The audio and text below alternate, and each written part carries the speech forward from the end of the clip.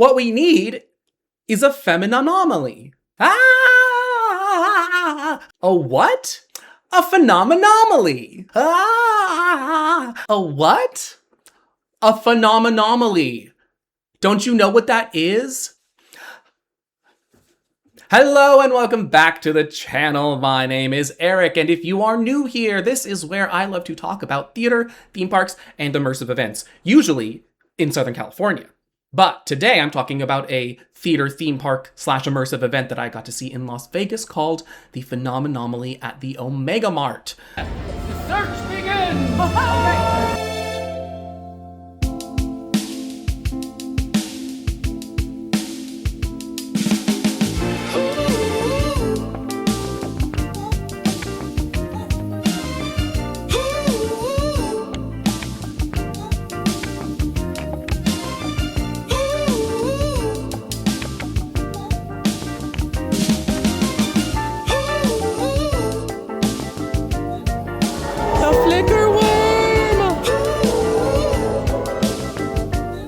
Now this is inside of Area 15. It is a entertainment complex in Vegas that houses a lot of VR exhibits, a lot of other immersive art exhibits. You can ride a zip line through this place. It really is, it makes me think about like Disney Quest or like these arcades of the future, these massive entertainment places that have all of these different things to offer besides just shopping.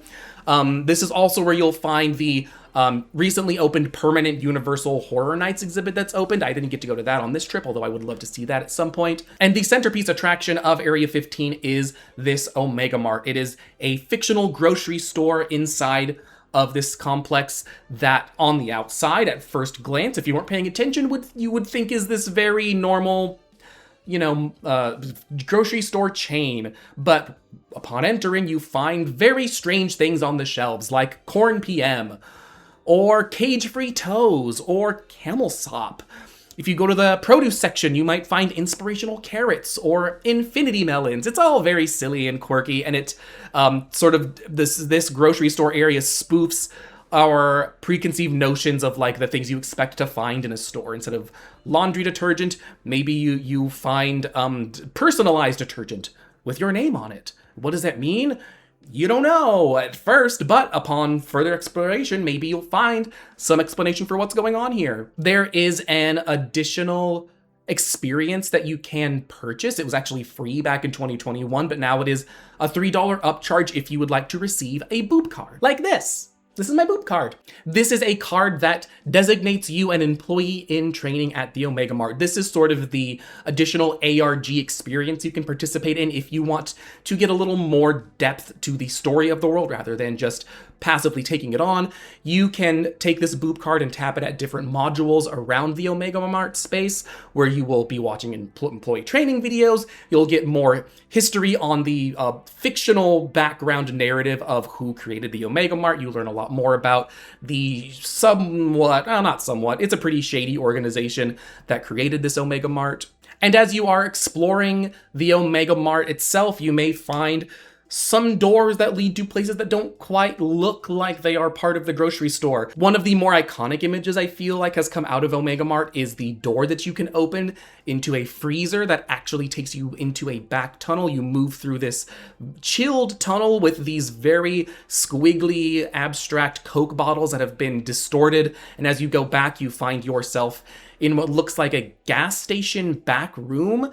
Backrooms mentioned, with all of these computers and video monitors you can interact with. And if you leave out the exit door of this gas station office, you find yourself in this completely massive canyon with all of these giant projections on walls and all of these lights that are swirling around you. It feels a little bit like you've taken some substances. And it's this part of the experience that is completely hidden off from the rest of the Omega Mart proper. And as you explore, you realize that the Omega Mart experience is not just the Omega Mart that you see when you first enter. There are many other rooms you can explore that feels like you're outdoors.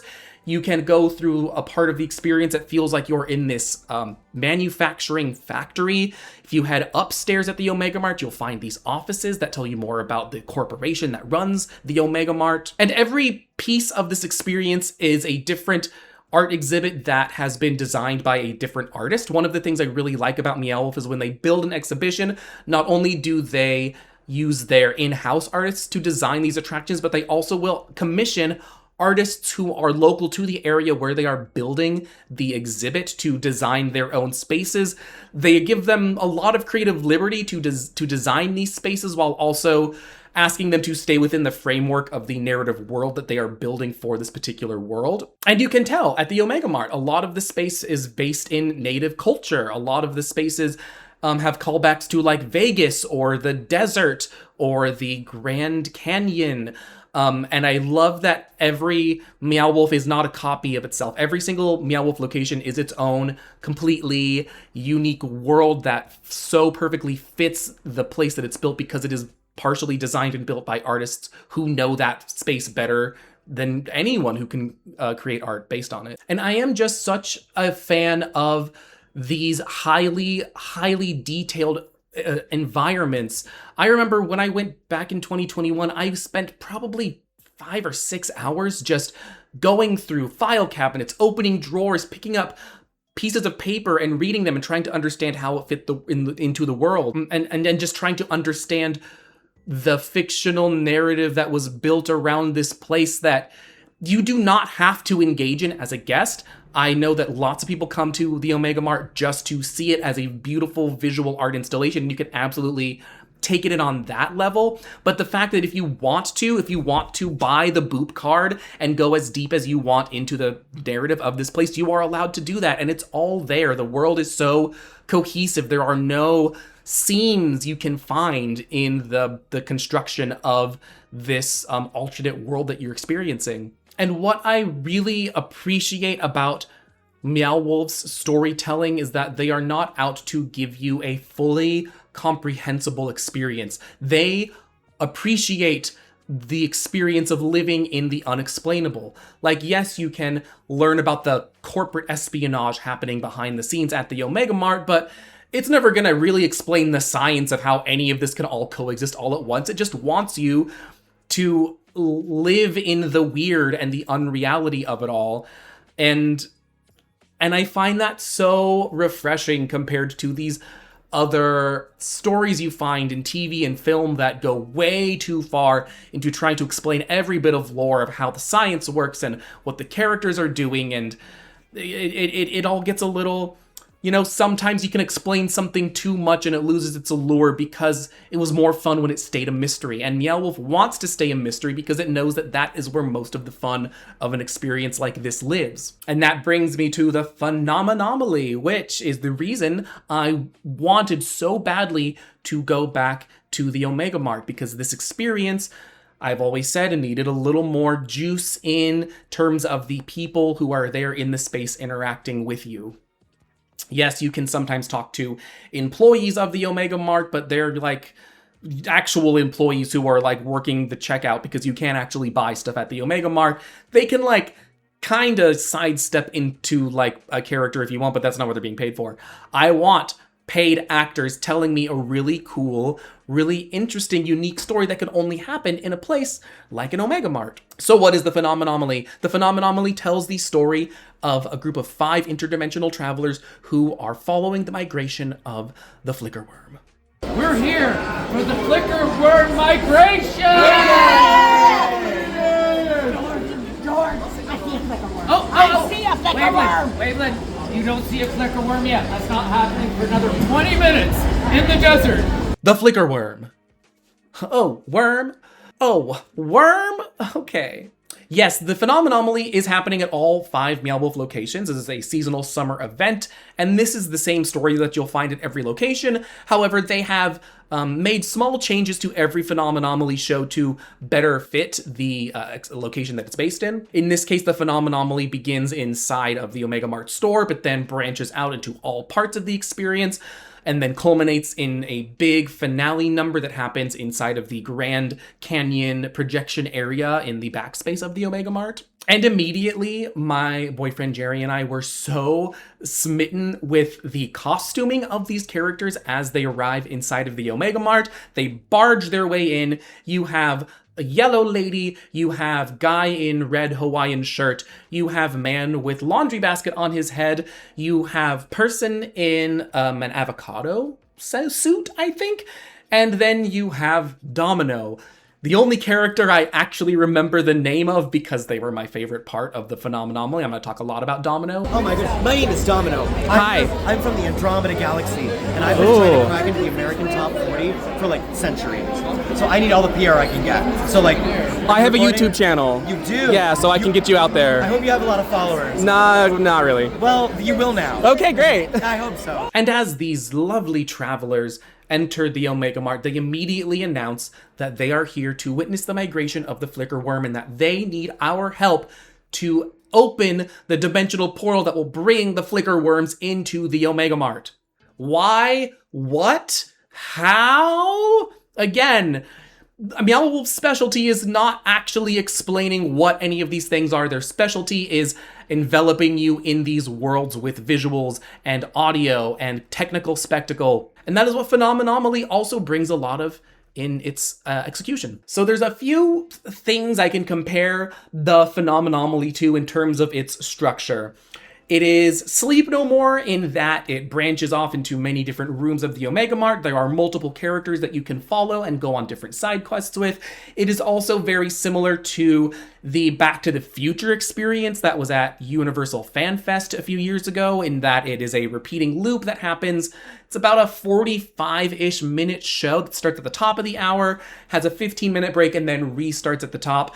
And what I also kept thinking a lot about during Phenomenally was the Star Wars Galactic Cruiser, the failed Star Wars hotel that you can watch a 4-hour Jenny Nicholson video about if you really want to get into everything that was happening there, both good and mostly bad. And those 3 shows that I just mentioned are 3 of the most in-depth, detailed, and impressive immersive shows that have ever been created. So the fact that I'm even mentioning Phenomenally in the same sentence as those 3 things, I think speaks a lot about how well I think the Phenomenally works. Because yes, these 5 interdimensional travelers tell us that in order to bring on the migration of the Flickerworm, there are 5 items that they must all find and bring together. What they need is something like an amplification device. They need an egg. They need a sock. They need a sound that delights, and a 5th thing that I can't really remember. I'll probably look back at my footage and remember what that thing was. But yes, after this quick introduction to the setup of the plot, you are then allowed to follow any of these 5 characters as each of them decide that they are going to find one of the 5 things needed to bring on this migration. I, of course, was drawn to Domino. Now, Domino is an interstellar musician. Think again, Gaia from the Galactic Star Cruiser. She is a singer who, from what I could figure out, doesn't have any released music that I could find. Where can I find it? Are you streaming? I'm actually right in front of you right now. Oh. Are you streaming anywhere? I'm right here in front of you. Oh, okay. That's what it is. But I was immediately charmed by this drag character who is very fabulous and very self-involved, very Miss Piggy, very diva. And of course, as 2 gay guys, me and my boyfriend immediately went, well, that's our girl. And what Domino needs to find is an amplification device. So myself, Jerry, a few other folks who decide to choose the Domino path, decide to follow Domino through different winding hallways of the Omega Mart, both the store and its back rooms and the factory and the canyon. We end up doing a runway walk together down a hallway full of streaming lights. You know what that kind of looks like? It kind of looks like a runway, doesn't it? Yes. Are you thinking what I'm thinking? Yes. Do you want to walk the runway with me? Yes. I think you should. Oh, let's come. Oh my goodness. Oh, drama, glamour, beauty.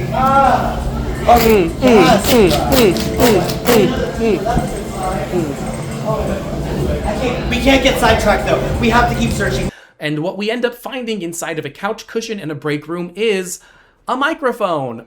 an amplification device. Oh, beautiful, we did it. Let's all meet back up together in the canyon in the back of the experience and see if we can put these 5 objects together to bring on the Flickerworms. So we go into this canyon area. They sort of have the crowd make a big circle to round out this stage playing space where Domino with her microphone tells us that in order to bring the Flickerworms into the Omega Mart, we need to call the keepers. As we're wandering through looking for these 5 items, we find these creatures who have these big giant blue masks on with these strange abstract Picasso-like faces made out of different gems and found objects.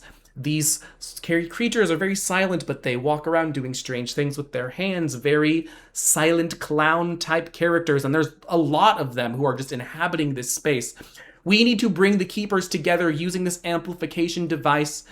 And the only way to bring the keepers together is to do something that causes a lot of applause. And who better to cause a lot of applause in front of a group of people than Domino, our girl. She brings out 2 other drag queens and they perform People Like Us by Kelly Clarkson. Yes, really, the Kelly Clarkson song, the gay anthem. She just whips it out, whips out her live vocals and we get to watch like a drag show for 3.5 minutes.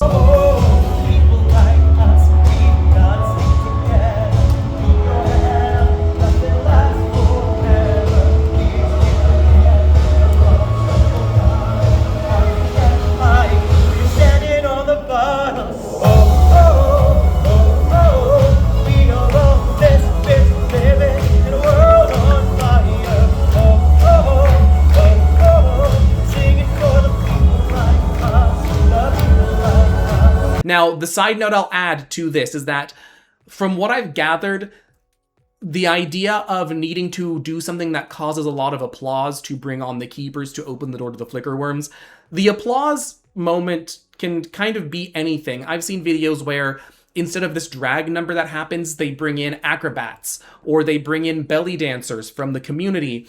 And so there are these interchangeable parts of the Phenomenomally that change by bringing in different performance groups who can do their own thing. I've seen shadow puppets in some other videos of the Phenomenomally. I was lucky enough that when I was here on this weekend at the end of Pride Month in Las Vegas, I got to see a drag show, which obviously is going to bring a lot of applause from me and my gay-ass boyfriend. I'm gay-ass too, just to be clear. And after this drag number, what we get is all of the keepers that we've been seeing throughout the space. They remove their masks and they do this very abstract modern dance number with all of these huffs and sighs and shouts. And it's these creatures, these folks who are dressed as these creatures began moving as this like single organic thing. And the 5 objects are given to the keepers by the 5 different members of our interdimensional travel group.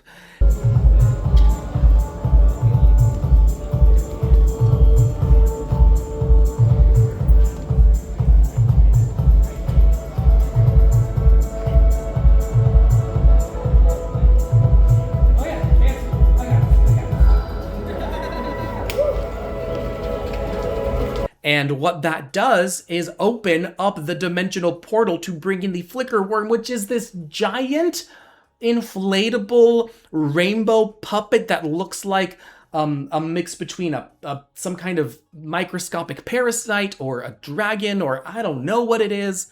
And all of these folks in the audience are handed this baby Flickerworm on a stick. And so now we have all of these floating, glowing fish, maggots looking things. Careful. Maggot in the video, careful. It's Pride Month. Yes, we are handed these fish on sticks to swing around the space and create inside of the crowd this colorful kaleidoscope of these different flashing colors and these fish on sticks and this giant Flickerworm. And we take a parade route through the Omega Mart. And we start this conga line, and there's all of this beautiful techno organic sounding music that's playing. And it's such a beautiful visual thing to participate in.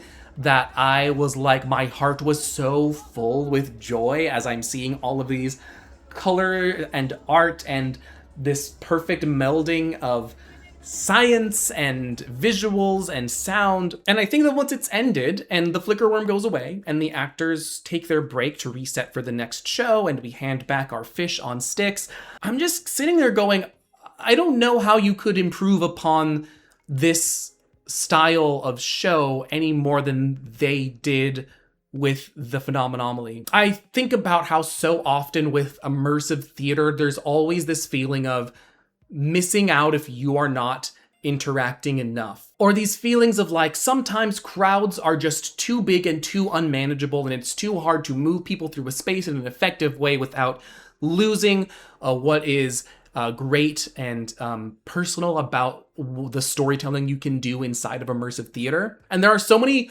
things that Phenomenally is doing correct that I want people to like pay more attention to the template that they have here, because this is how you do immersive theater effectively, successfully, and in a way that brings in people who have all different kinds of engagement levels that they are willing to bring themselves to the show. If you are more of a guest who is on the passive end of immersive theater, you are allowed to just sit and watch these dance numbers happen and these conga lines and all of these giant parades of foreign objects happen and take that in. If you want to find a character and help them on their quest, there are 5 different people you can follow. If you are just at the Omega Mart as a guest and you aren't interested in the Phenomenally at all, this is such a cool thing that is included with your ticket. There's no extra charge to participate in this show. So if you just happen to come across the Phenomenally as it's happening, that's great. And if you decide that you want to participate in the Phenomenally, well, the good thing is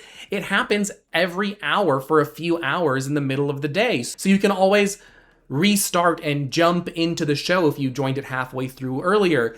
If you really enjoyed spending time with one character on their item quest, you can choose a different character and help that character find their item. The thing about the Galactic Star Cruiser, yes, it was very detailed and large and expansive, but you can only follow one path, and if you want to follow another path, you gotta pay like $3,000 to do it again, and that's why it closed down. It was too expensive, and it was it asked too much of the visitor to participate in order to get a good experience. The Phenomenally does not have that kind of problem. By operating on this smaller time cycle, it gives you the opportunity to try it multiple times and decide what your comfort level is as a participant. And the kind of participation that it asks you to perform is really not that much. Earlier this year, I talked about the Scooby-Doo experience at FanFest and how that asked way too much of everybody, including me, who is a freak when it comes to wanting to involve myself in immersive shows. And even I thought the level of engagement that was asking for was way too much and way too complicated. The Phenomenally is just a little like video game type item side quest where you can follow an avocado and help him learn how to laugh. Like that's really simple. Like that is not asking you to do too much. Children can do it, adults can do it. And coming back to what I generally love about Meow Wolf's whole thing is that it's doing all of this with its own original IP.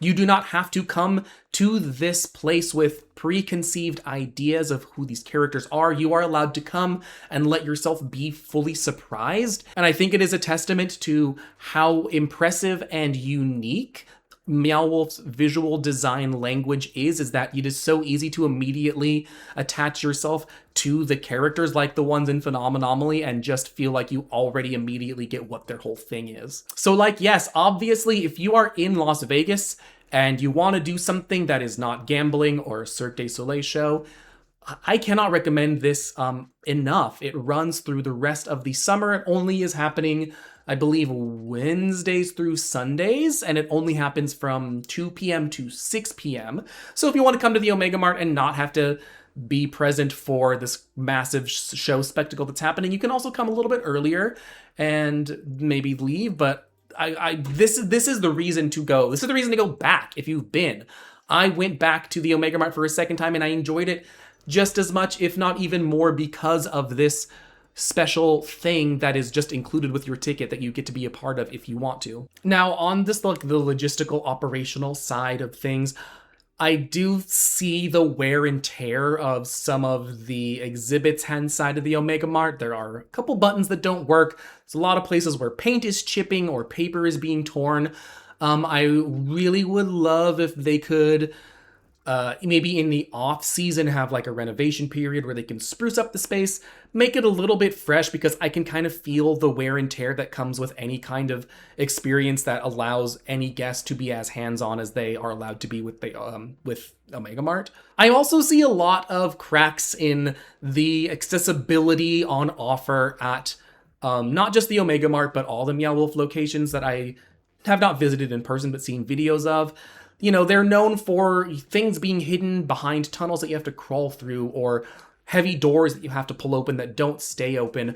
Yes, Omega Mart does have an elevator, so if you are not able to do stairs, there is a way to see both floors. However, there is still a lot that I feel like could be done in terms of making these spaces even more accessible. I hope to see that in future iterations of Meow Wolf, like the one that's coming to LA later this year. But I don't have a lot to offer as a critique of their artistic vision. I just want them to keep it weird, keep it silly, keep it strange, keep it kooky. And I think it's impressive as like an art collective that's been around for almost 20 years now that I never really know what to expect when there's a new Meow Wolf exhibit opening. And so I just hope to be as impressed and befuddled and confused as I always am when I go to these places like this, when they open up their, I believe, cinema-themed exhibit coming to LA later this year. Trust and believe that I will be there opening day for the LA Meow Wolf, and I hope to make a lot of videos about it, and I hope to have you here to hear me talk about them, because I like talking about these things with you, the viewer. What did you think of any Meow Wolf that you've been to? What's it like? What did you think of the Phenomenally if you saw it at somewhere else besides the Omega Mart? And I want to hear from people who don't find this interesting. Like, because I can see how people could find this stuff to be a little too overstimulating and a little too weird for weird's sake. Let's talk about it. I can see how people wouldn't be down for a themed immersive experience like this, but I certainly am, and I was really excited to get to talk to you about it. So thank you for watching. Like and subscribe, leave a comment, tell your friends, and until the next time, until the next video, so bye. Okay, so really quick at the very end of this, the flip side coin of my channel is talking about public transit in Los Angeles, and I thought it was only appropriate to do a little addendum where I talk about the public transit that I took in Las Vegas, because I think that's really interesting to talk about. Me and Jerry did not drive to Vegas for this trip ourselves. We actually took a Flixbus. This is a bus company that takes direct routes to different cities and different tourist attractions. They have a bus that will leave 2 or 3 times a day from Union Station in LA and go all the way to Las Vegas. So we booked a ticket on a Flixbus because we knew that we were staying on the Strip and we're not gonna need a car for most of the stuff we were doing. It was pretty smooth. Our bus was about halfway full, so it didn't feel packed to the gills. The seats are comfy. The ride is nice. There's little like air vents you can blow in your face if it gets a little too warm. I was actually really, really cold on the bus. I don't know why I thought I was gonna need shorts on a bus. I guess I thought like Vegas, it's gonna get hot, I'll wear shorts. I was freezing on this bus. So know that these buses can get very cold. We did a 40-minute stop in Barstow where I got to see the McDonald's that is inside of a bunch of old train cars. That obviously tickled my little autism brain for reasons that I don't feel like I need to explain too much. And after that 40-minute break, we get back on the bus, leave Barstow, and go all the way to Vegas. They dropped us by the Fashion Show Mall, which is right across from Trump Tower, which is such a beautiful welcome. A beautiful piss gold building to say, hello, welcome to the land of gambling, greed, and corruption. So like overall, I would recommend the Flixbus if you don't really want to take a car to Vegas. It's a lot to park at hotels. It's expensive to park anywhere you take a car in Vegas. And because we didn't have a car in Vegas, we also got to learn a little bit about the public bus transportation system of Las Vegas, specifically the Deuce. That's right, I rode the D in Las Vegas as well. I will ride the D anywhere, but I'll especially ride the D if it's a double-decker bus that takes you up and down the strip, and that's what the Deuce did. Jerry and I bought a 24-hour pass. It was $8 each, so we paid $16 for 24 hours that we could ride this bus from the Strat all the way down to Mandalay Bay. It's such a fun, obvious, spectacle-based decision to make the bus that goes down the strip a double-decker. You know that I went straight to the top of that bus so I could see everything I could in almost 360 view of what the strip has to offer. And that was really fun. But know that these buses can get really crowded, especially at peak travel times like in the evening or on weekends. We were lucky that we were staying on the Luxor near the bottom of the strip, so when we got on the bus it wasn't super full, but as you make your way up past hotels like MGM Grand or Paris or the Flamingo, these buses can get really, really tight. So maybe it would be best to board closer to the beginning of the route at the top of the strip or at the bottom if you're able to do that. And then the last thing that I did that was public transit based in Vegas was ride the monorail that goes from the Mandalay Bay to the Luxor to the Excalibur Hotel. This isn't like a super serious mode of public transit. It only goes between 3 hotels and it moves you pretty fast, but we had to wait like 7 minutes for a tram to come pick us up from the Luxor just to take us to Mandalay Bay, and the walk from Luxor to Mandalay Bay isn't that hard. You can like take a tunnel that goes under the street and get there in probably the same amount of time, but it's cute to ride a monorail in Las Vegas. I just wish it went a little bit further. Even if it went all the way to New York, New York, that would add even a little bit more utility to it. I think just being a 3-hotel tram doesn't really offer that much, but it is free. You don't even have to be a guest at any of these hotels to use it, so there's that. I know that there's another monorail behind the MGM Grand that like connects to the convention center and the Sphere. We didn't go to any of that, so I didn't bother trying to use that mode of public transit. But it did get me excited for the Bright Line bullet train that will eventually be built probably in the year 2055 or some shit. But yeah, a bullet train that goes from, I believe, Rancho Cucamonga in Inland Empire all the way to Vegas in like 2 hours. Ooh, boy. I cannot wait for that. That's going to be a whole lot of fun.